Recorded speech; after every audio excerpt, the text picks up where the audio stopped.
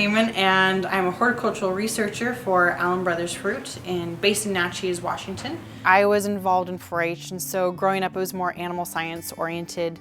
And I was always interested in sustainable agriculture, and that's what I was looking forward to going into in college.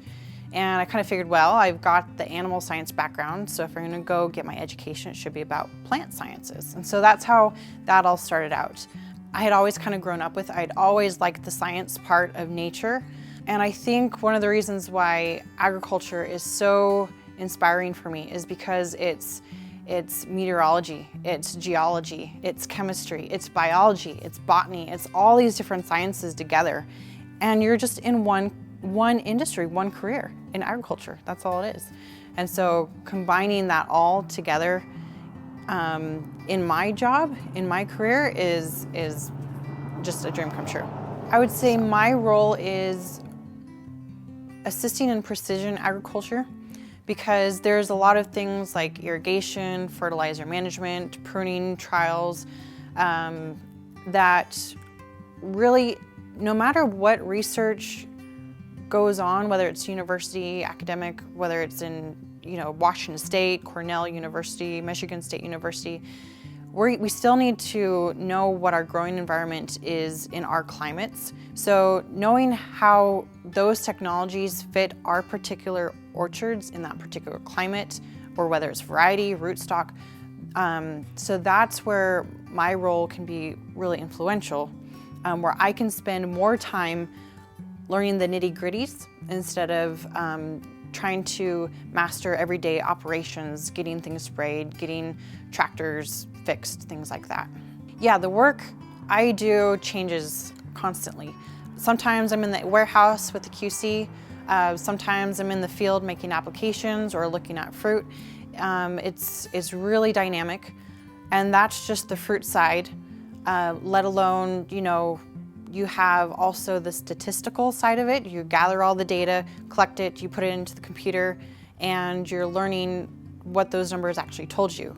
And then the other exciting part that I really enjoy is taking all that work that you did during the summer and putting it into a final report. I can go back to people at upper management saying, hey, we did these trials and this is what we saw, so next year we can do something different, or we can do the same thing, one or the other. We have some, I would describe it as short-term goals and long-term goals.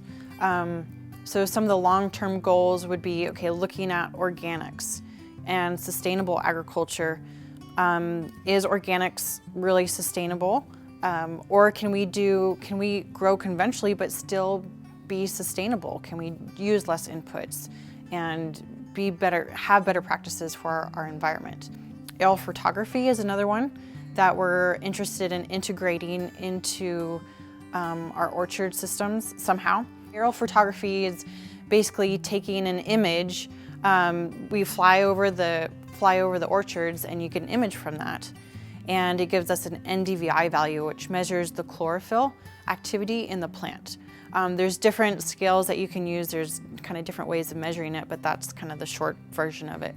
Then you can have a map of your weak areas and your strong areas, and then identify your priority points of saying, okay, maybe we need to focus on this for our scouting, or maybe we need to focus more fertilizer in this particular area instead of doing it broadcast all the way through our entire orchard. So for example, what we did today, we actually were able to make a flight, and we're looking at seeing if we can pick out trees that have viruses. Is there some difference in reflection that they give because they have a virus?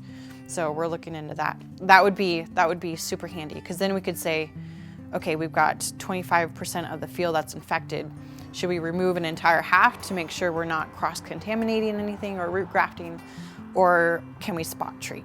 One thing that I'm really interested in looking at is, for example, we take QC data.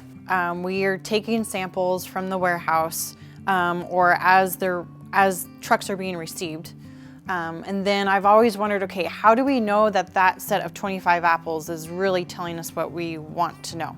And so the smaller your sample size that you have, and you're measuring percent, let's say percent bitter pit. So if you have 20 apples, it's going to take not very many apples to really spike your warnings and say, hey, you've got a lot of bitter pit going on. And so what would be appropriate sample size for a grower-packer operation that has several thousand bin rooms, and so that way we can better fine-tune what our QC practices are and our storage protocols and when we need to take fur out and go back in again, different things like that. I had a professor and kind of took us through the history of agriculture, and one of the first chapters was looking at women and their role in agriculture. And if you think about it, the women were kind of the gatherers and the men were out hunting, and we would kind of take care of the household. And that meant also gardens. And so we actually were more in the field than men were at a certain point.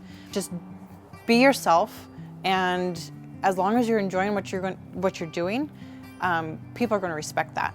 I love how dynamic it is. I love the culture that we have. It's people sharing information, sharing knowledge, being open with each other. And then we get the fruits of labor, no pun intended.